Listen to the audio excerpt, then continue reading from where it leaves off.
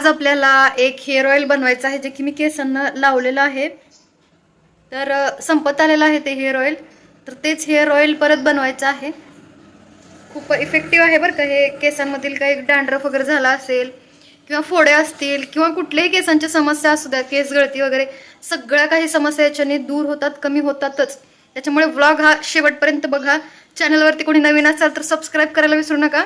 आपलं अजून एक चॅनल आहे डॉक्टर प्रियंका नकाते म्हणून, तर त्या चॅनलवरती मी होमिओपॅथिकची आणि आयुर्वेदिकची माहिती देत आहे।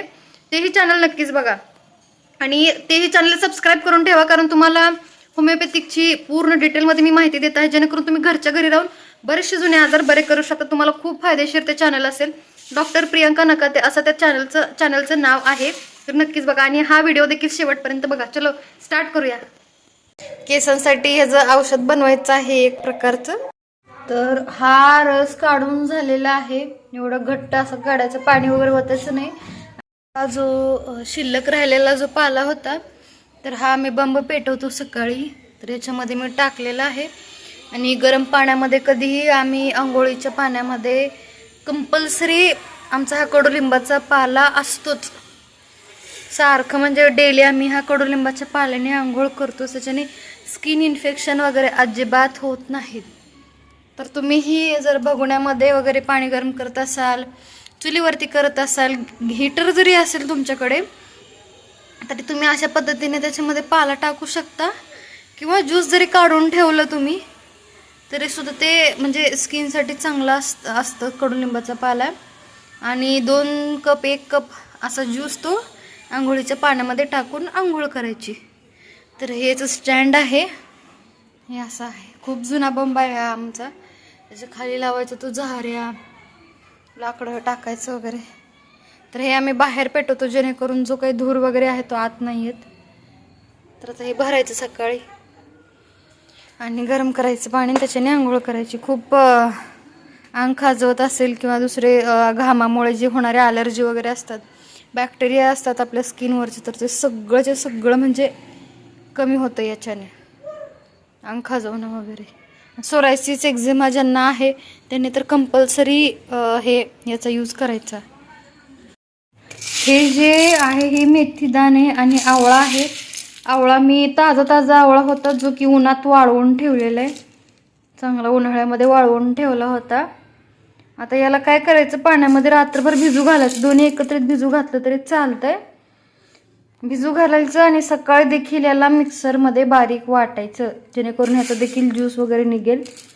आणि तुम्हाला मी पुढची प्रोसेस दाखवते नेक्स्ट व्हिडिओमध्ये।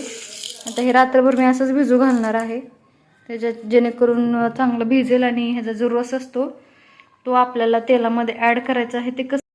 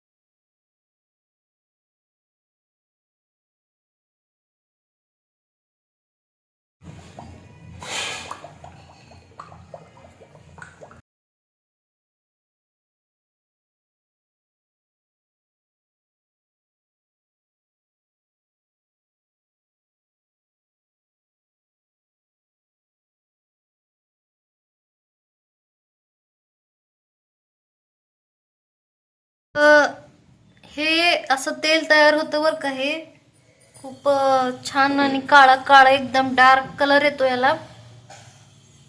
नक्कीच ट्राय करून बघा तुम्हीही। कोमट करायचं थोडंसं लावताना आणि स्काल्पवरती अप्लाय करायचं, मसाज करायचा। चलो भेटूया नेक्स्ट व्लॉगमध्ये। Take care.